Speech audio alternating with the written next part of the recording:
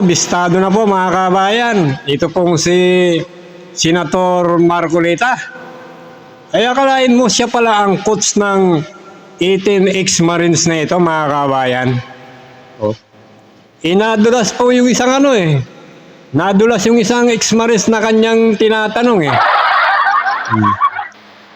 Ito po, panoorin po natin kung paano tinawag siya na coach ng ex-Marines na kanyang tinatanong.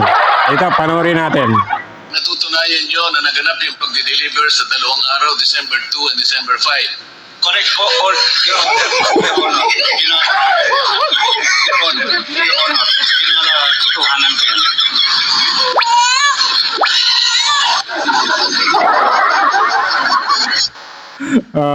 Di ba nadulas mga kabayan?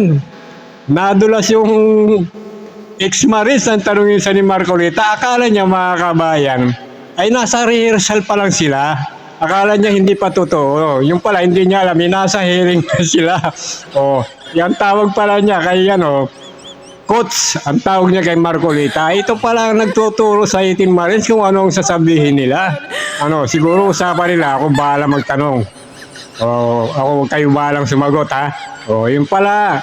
Kaya nabigla biglang bawi siya Este your honor. Nako. Ano ba yan? Palpak na palpak talaga itong ginawang hearing nitong nila Marcolita. Nabubuking tuloy kayo di ba mga kabayan?